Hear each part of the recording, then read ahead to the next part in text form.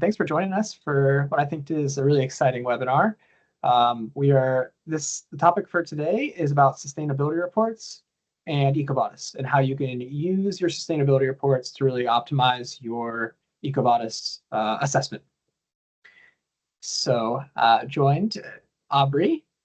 If you could jump to the next slide, we'll do an introduction here in a second. But I wanted to go through some bit of housekeeping things first, give a bit of an introduction about 3R in this webinar series. So 3R Sustainability is a sustainability consulting firm based in Pittsburgh, Pennsylvania in the United States, really focused on building business value through sustainability. We have a few areas that we really focus on as an organization, whether that be sustainability planning, reporting, EcoVadis, CDP.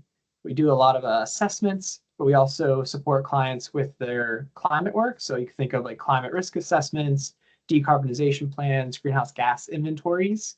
We also have a built environment team who works with the physical buildings, team of engineers. We also have an assurance component of our business where we support companies with their greenhouse gas validations and those types of things. I do want to note we are a strategic training partner with EcoVadis. You can see our badge there on the far right at the bottom. And we do have a platinum designation ourselves, which we're very proud of. A couple other, we are B Corp, a certified B Corp, and a certified women-owned business. So that's a little bit about 3R. And to talk about our webinar series, so this is our second webinar in 2025. And we did one previously on climate-related reporting and regulations. You can find that on our website if you want to see that recording. We also have several other webinars planned throughout this year. We have the next 3 noted on here, but there are more. So some areas that you'll see, ISO 20000 and LEED V5 are coming up soon, as well as some more EcoVadis content about key changes and emerging trends coming through. So recommend to sign up for our newsletter if you're interested in keeping up to date with our webinar series, but also other insightful sustainability related information. Okay, and we are excited to announce to this group today that we are sponsoring the 2025 EcoVadis Sustain Conference, which is being held in Paris, France, but also online. So what that means is we'll have a booth at the conference in person, but we will also have a virtual booth. So really looking forward to connect with anyone in attendance today that will be joining, whether virtually or in Paris. So there is a free registration for any virtual attendees if you're not able to make that trip. Next slide. All right, so for today's panelist, I do want to introduce Aubrey here in a second. But first, I want to bring Preston onto the screen, Preston Buck. She'll be working in the background throughout this presentation, really monitoring the Q&A, making sure everything's running smoothly. So Preston, if you want to do a quick introduction. Yeah, hi everyone, I'm Preston. I'll be monitoring the Q&A today. Aubrey has said that we can kind of interrupt her if any questions come up throughout the presentation. So no need to hold for the end. Please ask as they come up and I'll stop when appropriate to ask. And then we'll leave some time at the end if anything else doesn't get answered. Amazing. Thanks, Preston. So a little bit about myself, and then I'll introduce Aubrey. So my name is Josh Knupp. I'm a senior manager at 3R, and one of my primary responsibilities at the company is to oversee our EcoVadis service lines. So we support clients with their assessments, with gap assessments, improvement plans, policy development, really everything in between. So we'll support with a lot of those initiatives that you're looking to put in place to build out your sustainability program and support your EcoVadis assessment. So that's what my team does. We're also joined today with Aubrey, who will be doing the bulk of the speaking shortly, who is a wonderful part of the 3R team. She has a bit of a kind of co-role. She works with the reporting side of things, so talk about that, but like your GRI reports, CSRD, but also supports clients with EcoVadis as well. So she's really well positioned to lead this discussion on those 2 topics. So Aubrey, I'll hand it to you to do a further introduction. Thanks, Josh. Hey, everybody. Welcome to the webinar. Thank you all for joining. As Josh said, I'm going to kind of hop right into the content for the sake of time, but My name is Aubrey Halusik, and I'm a senior consultant here at 3R. So wear multiple hats kind of throughout, working with sustainability strategy, planning, double materiality assessments, sustainability reporting, and then a component of the EcoVadis team as well. So very excited to walk you through kind of our layout for today, which is just a bit of an overview of sustainability reporting. So for those that, may be familiar, this may be something to expand upon. And for those that are new to this, I'm hoping to, introduce that to you all today. And then I will hand it over to Josh briefly to go through some of the EcoVadis terminology, just so that we level set kind of your knowledge for today as we go through point number 3 there, which is really discussing, which indicators in EcoVadis are involved in sustainability reporting and how the connection is made between the two. And Preston mentioned we will open it up with time left for a Q&A. I do just want to reiterate, I know there's no, verbal speaking feature, but please do jump in the Q&A feature in the chat. I would like to make this interactive as we can with the features that we have. So please feel free to put those in, and I'll take some pauses at the end of our slides just to make sure that we're filtering any questions, and we'll rely a little bit on Preston for the help there. So key takeaways for today, really the main two are wanting you to get an understanding of what is a sustainability report, what are some of the purposes and best practices for developing one, and how those EcoVadis indicators that I mentioned on the last slide that Josh will dive into in a bit here can actually be supported very holistically by a sustainability report.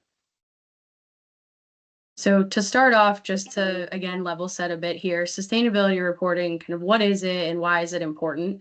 So kind of overall, the end output of a sustainability report is really a communication tool that allows organizations to disclose sustainability performance, risks, impacts, and opportunities that are associated with the organization's material topics, or typically topics that are most prioritized by an organization.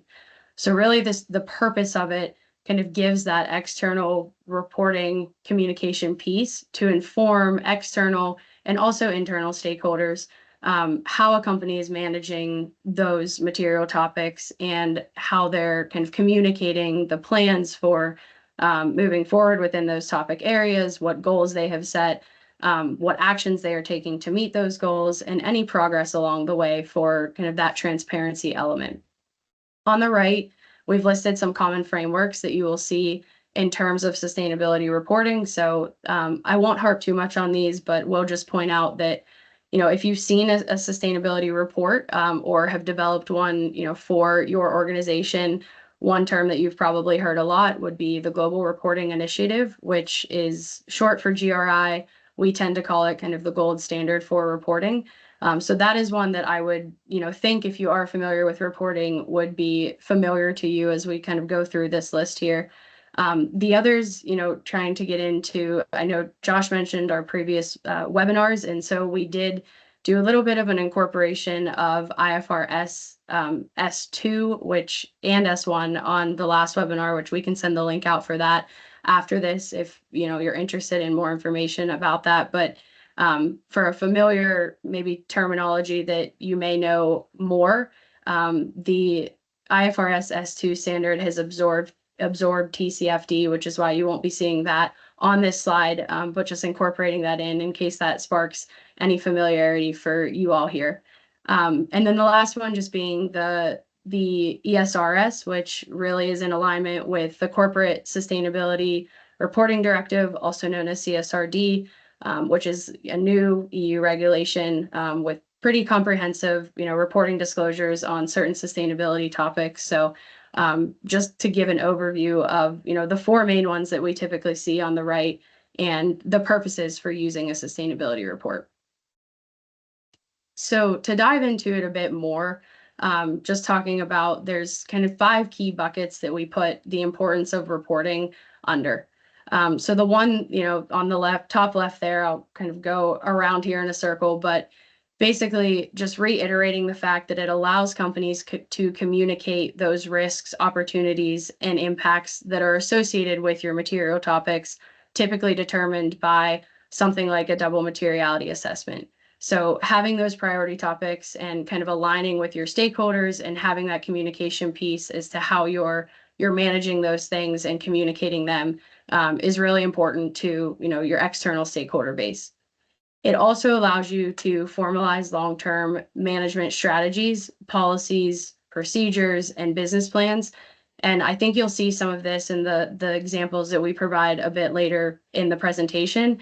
But really allowing that formal element to say, these are our priority topics, and this is what we're doing to manage these areas throughout. Maybe who is managing it, how you're doing that, and then what strategies and policies and procedures do you have in place to kind of accelerate those goals that you may have set in those areas or the parts that you're discussing in terms of your material topics.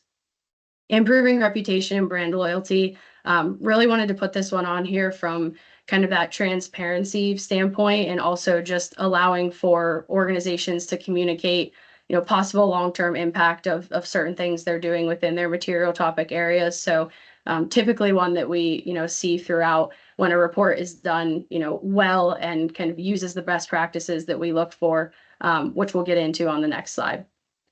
And then the last two here, so benchmarking and assessing sustainability performance. This one, I would say, think of it in terms of if you're, just starting to develop a sustainability report, or maybe you've had one for a long time and you're kind of assessing where you're at in, comparison to maybe peers or partners. It really allows for that benchmark of seeing, what are some of the goals that you've set and maybe communicated publicly, versus, what are you aligning with some of your partner goals and partner expectations of what they've communicated publicly. So it really allows for that assessment throughout the industry and of your peers and your partners. And then I think this last point is, probably most important at 3R when clients come to, us to develop sustainability reports, or even, starting out with the materiality and the planning process. Typically that comes from something like a customer request and is really driven by the customers or even the suppliers asking certain information of our client. And so this really allows the ability to kind of provide that greater insight into, your performance and your planning, and packages that all together as a communication tool for those external stakeholders. I don't see any Q&A, so I'm gonna keep going, but Preston, feel free to stop me if not.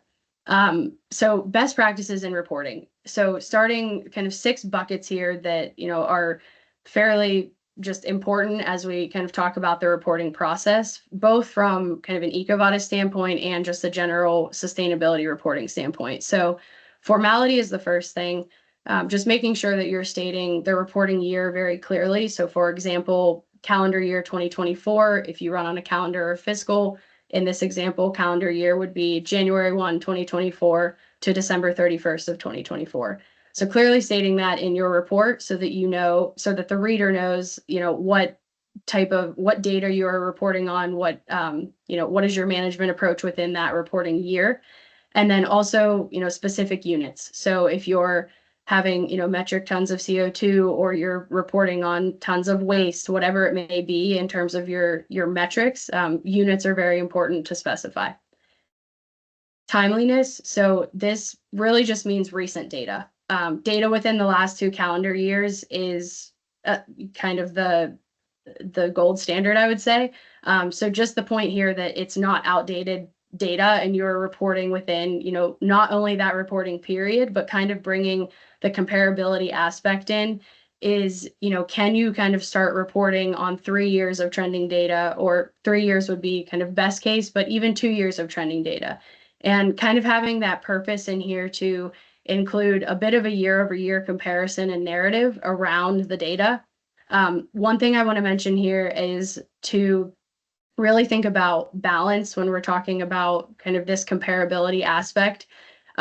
Presenting information in a way that, might allow you to, or might allow the readers to see both negative and positive year-over-year trends in your impact. So, things don't always have to be positive, and you recognize that there are challenges, and, things have happened throughout that calendar year that have likely caused some of the, the increases or decreases in data. So just making sure that you're presenting it in an unbiased way, to really provide kind of that fair representation of the information that you're providing to your stakeholders.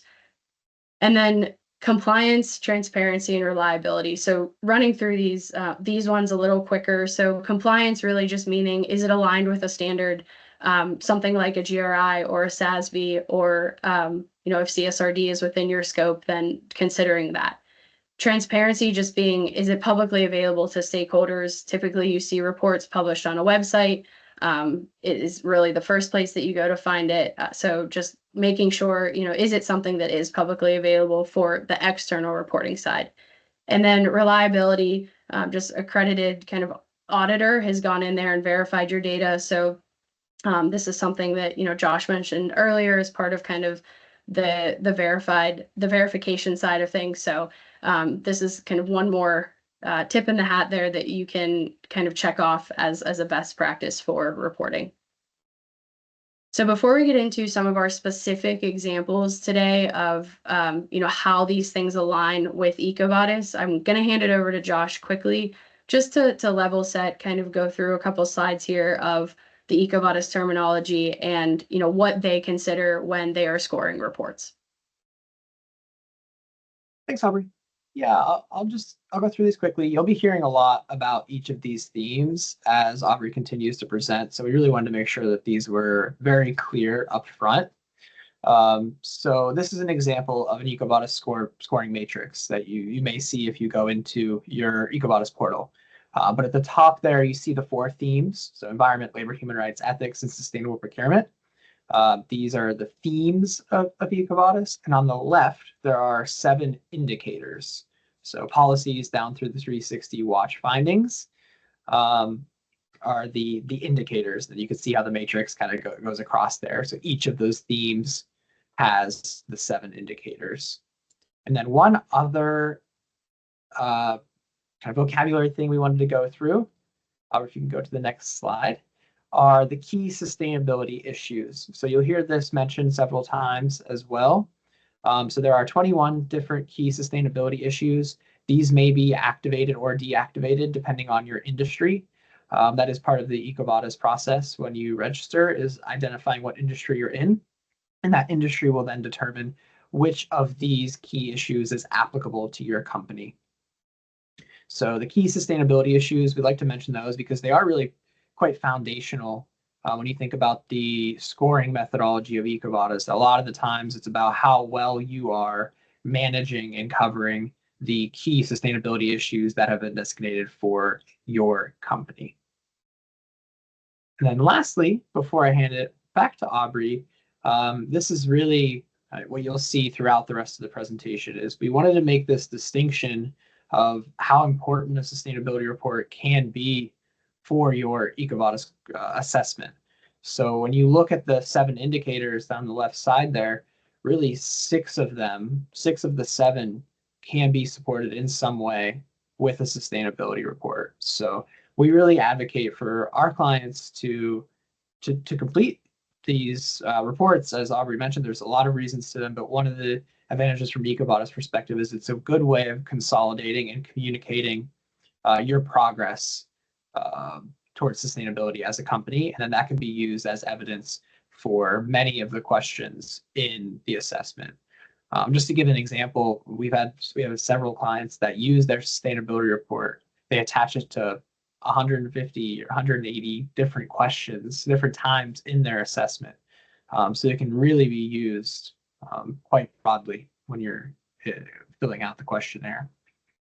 So the rest of this presentation, I'll really be going into some specifics and giving examples of ways that 3R as an organization has used our report to support our EcoVadis assessment. I see Preston popped up. There might be a question coming through, so go ahead, Preston. Yeah. Before we move forward, we got a couple questions in the chat that I think are relevant. First one being, in our experience, who within a department or company is typically responsible for creating or reporting on sustainability practices?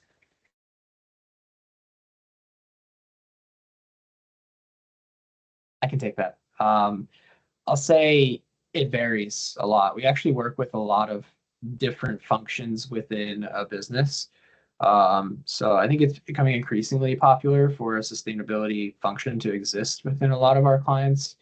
But that's not necessarily the case across the board. Sometimes we work with the marketing team or the legal team, sometimes the procurement. So it really varies quite a bit.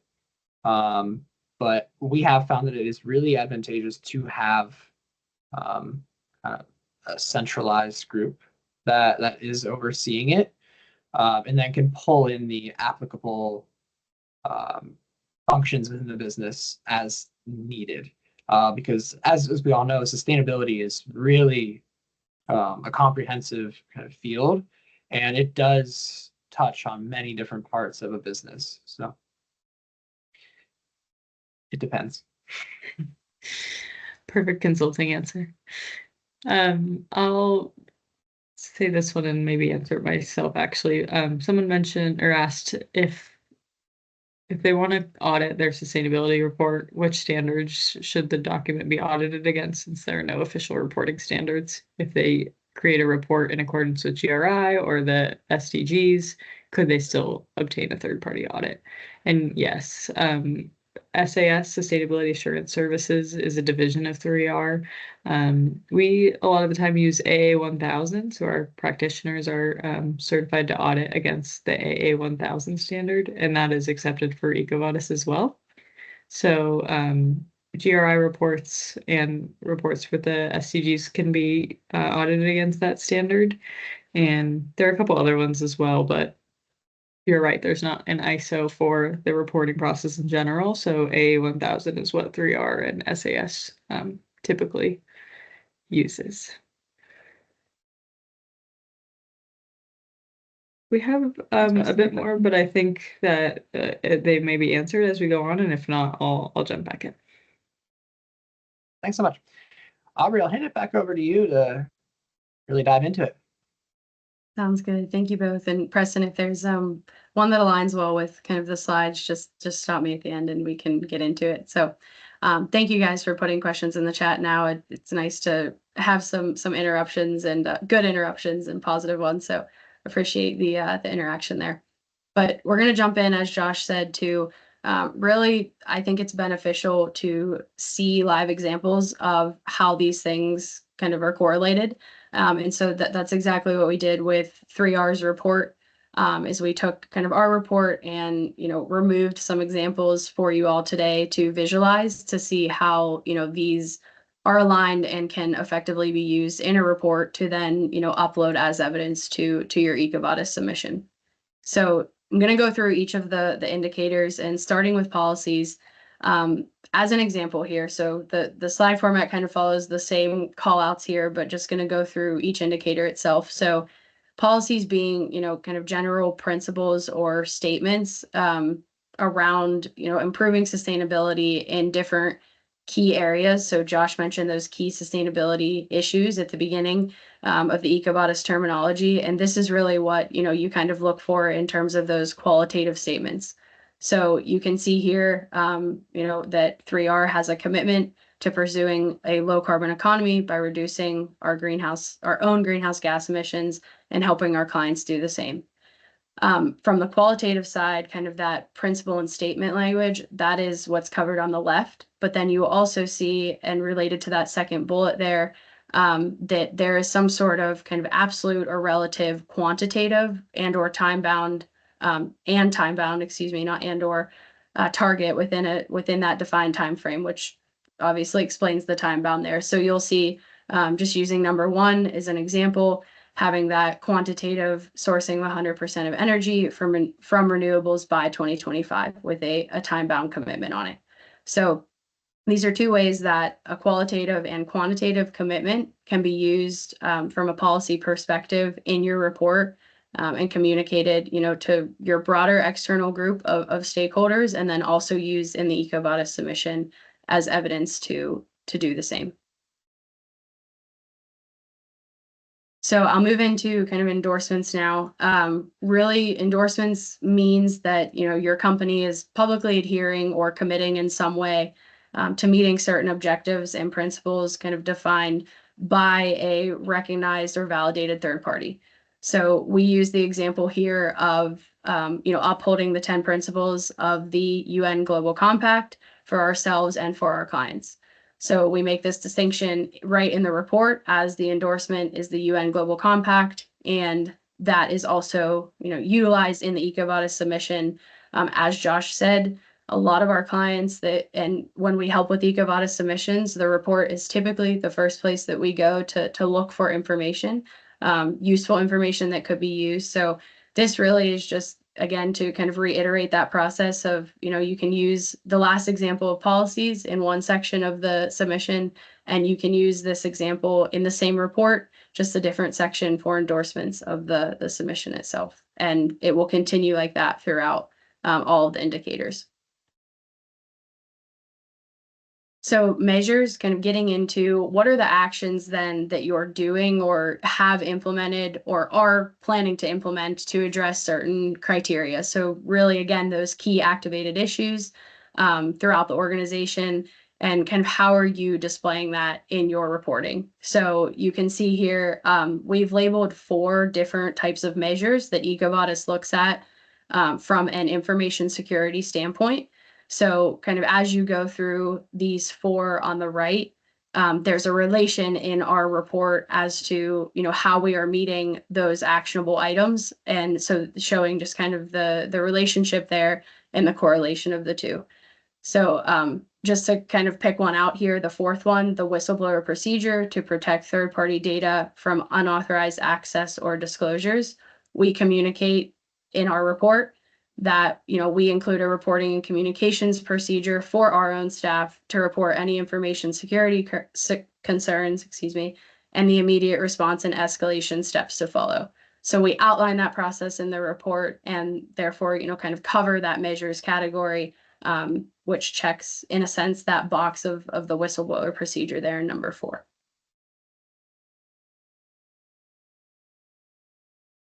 So moving on to certifications, this kind of being, what certifications are you aligning to for your sustainability management system? So there's a handful that, can be applied here.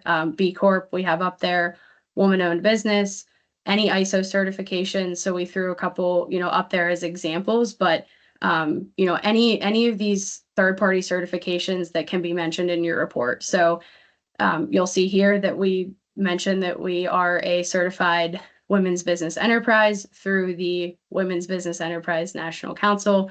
And so that is called out as part of our certification in the report and also used in the EcoVadis submission.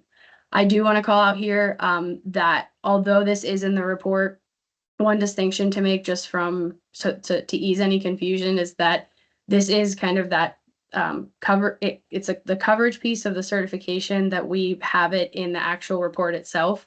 But you'll see at the bottom there that for any type of certification, the proof of an actual valid certification would be necessary to upload to the submission as well.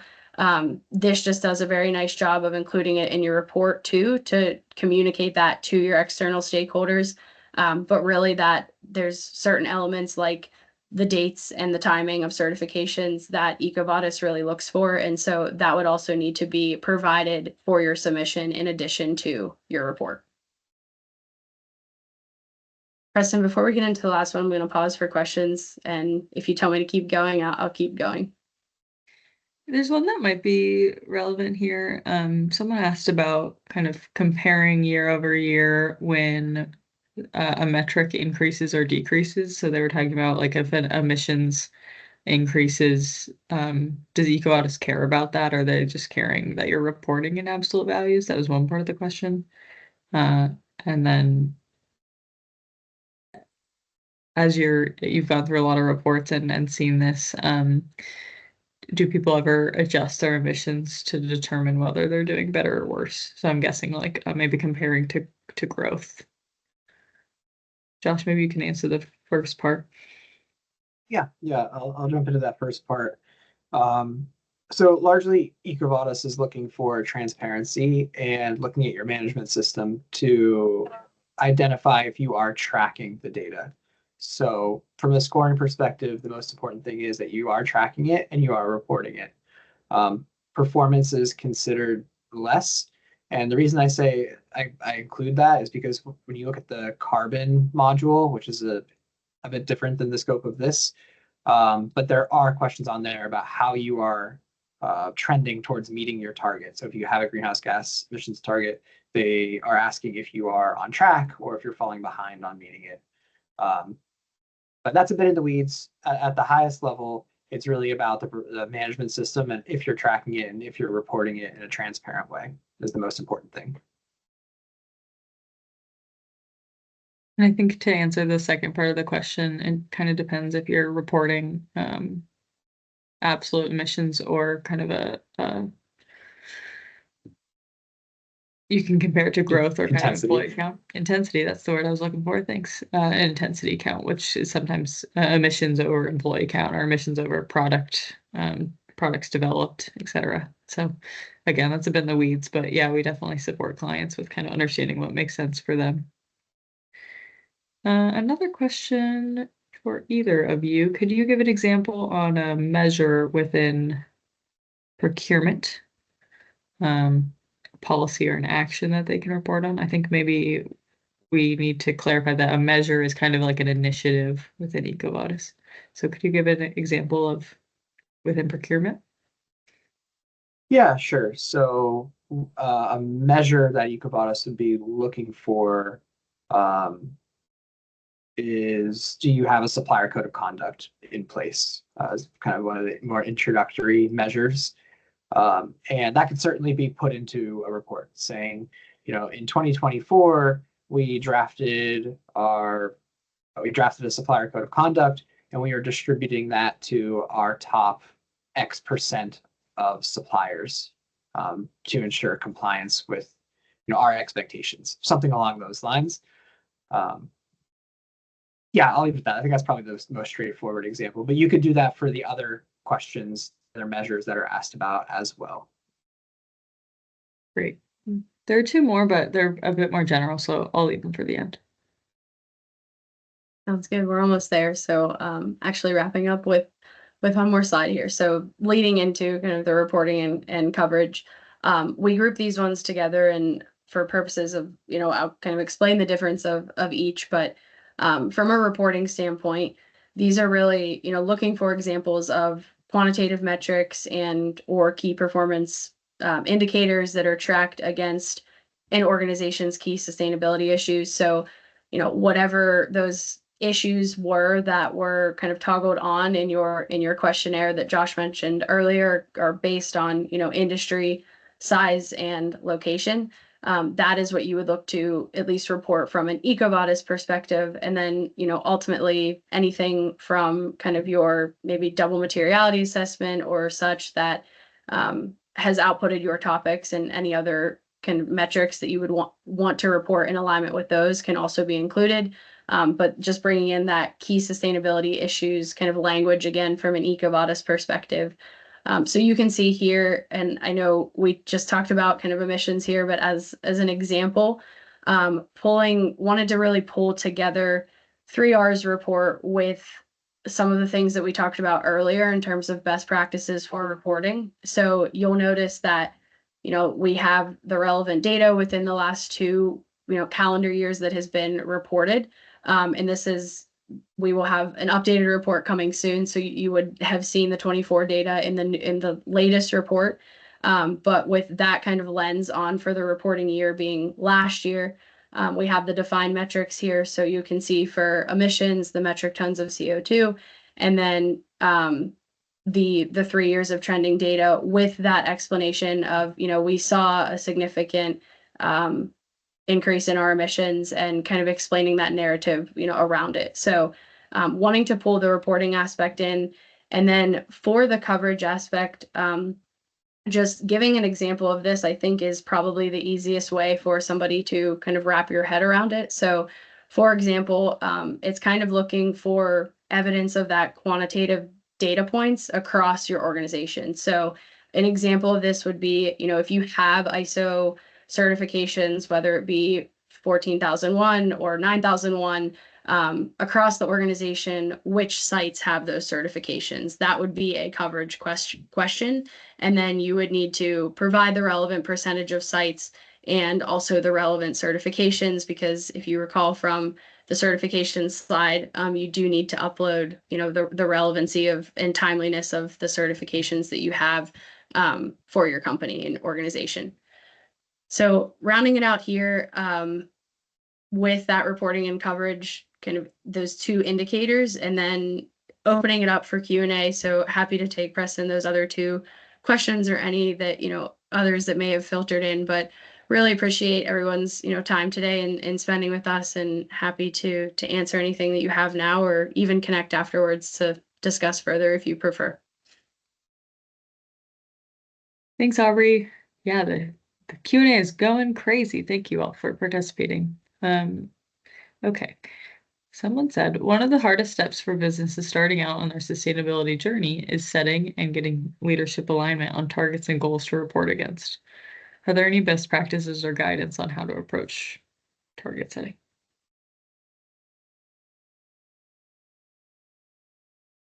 Josh, I can start with this one, and then you can jump in if you want, or Preston.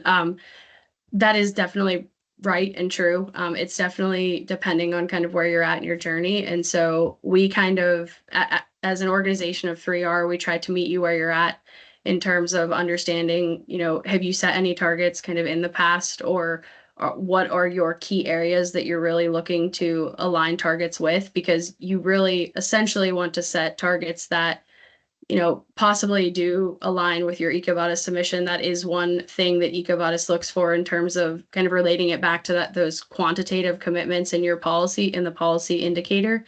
But also just realizing that you don't want to set targets that are abstract for your business and not, aligning with your business value and strategy. So typically, 3R will meet you where you're at and kind of determining how to incorporate that best into your actual strategy and planning as a whole, so that it's not just kind of one bucket that's off to the side that is sustainability, but making sure that it's aligning with kind of your mission and your values and your organization holistically.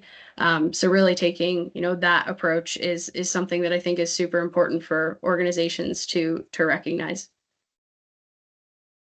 I'll add one thing about really tying it back to kind of the value of whatever initiative you're trying to do. I think sustainability fits into that nicely, but trying to quantify getting that return on investment, if you want to consider it that way.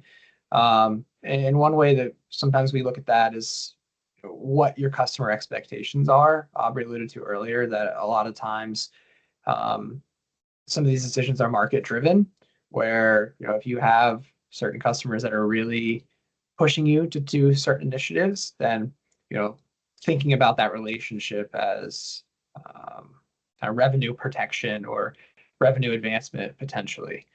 So I think there are ways to do some quantification of this, and from my experience, that can go a long way if you start putting some numbers to it and think about it from a return on investment perspective. Josh, I'll give you an easy one next. How long do folks have to fill out the questionnaire? Yeah, so it is from the time you launch the questionnaire, you have about 6 to 7 weeks is the initial deadline, with the opportunity to extend 60 business days. I'll call it no questions asked. It's automated in the portal. So it does give you quite a bit of time to prepare the submission. And if you need additional time, there's an opportunity to reach out to your requesting customers and also reach out to EcoVadis. And sometimes there's some leniency to get even longer extensions if necessary.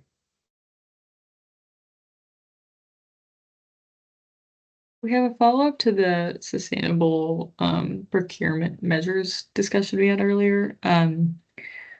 They said, so you don't necessarily need an agreement with suppliers, just sharing their policy with top suppliers.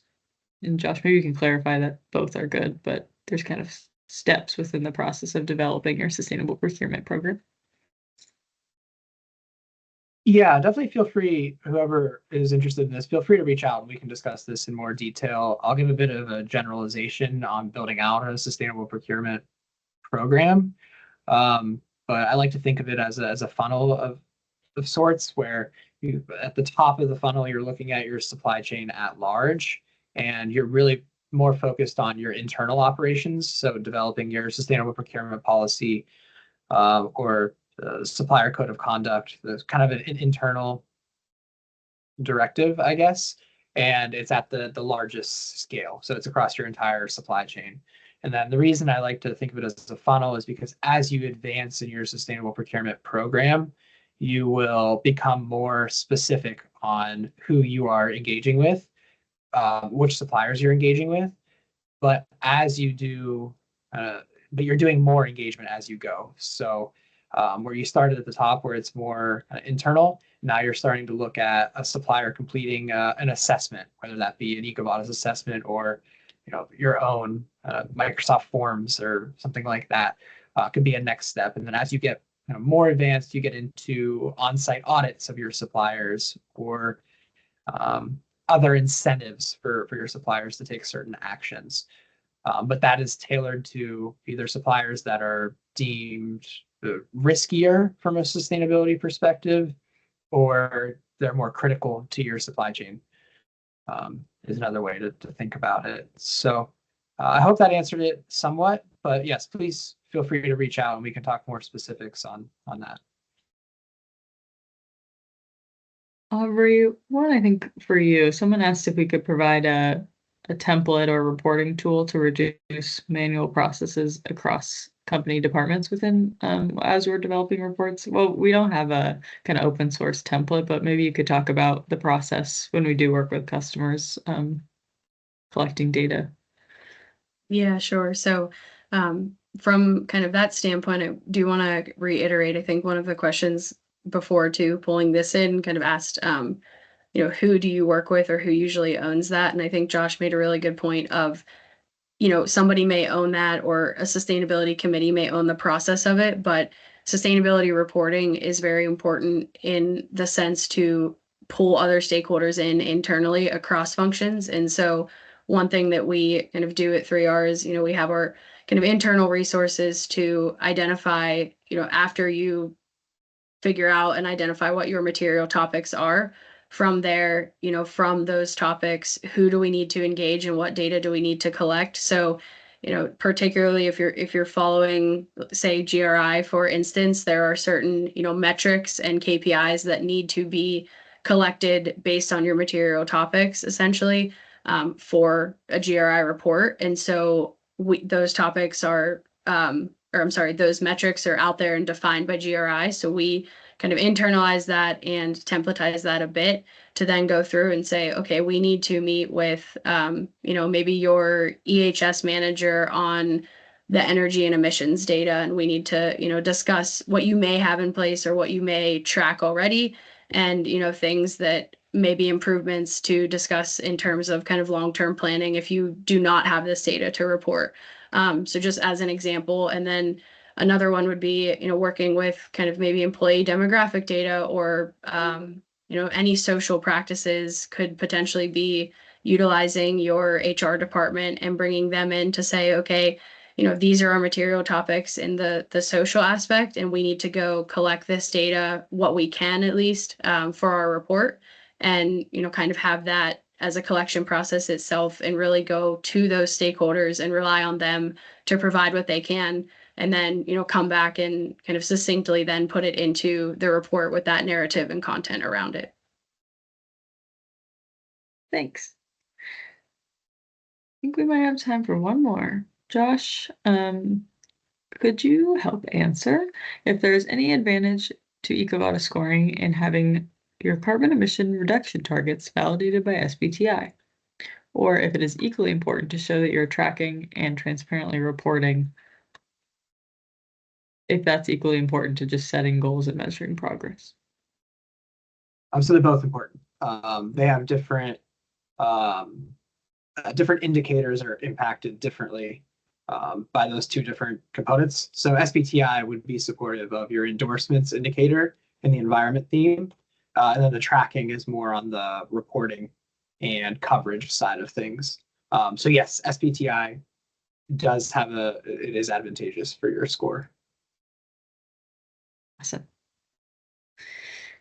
I think we got to everything. Awesome. Great. Well, thank you all Well, very thanks, much everyone. for attending. Yeah, I appreciate it. And we'll be sending out the recording of this if you want to reference it. And of course, feel free to reach out if we didn't answer any of your questions or something comes up over the next, however long you're thinking about this. And yeah, thanks again for your time. We really appreciate you spending your afternoon, I guess, afternoon here with us. Yeah, thank you so much. Bye.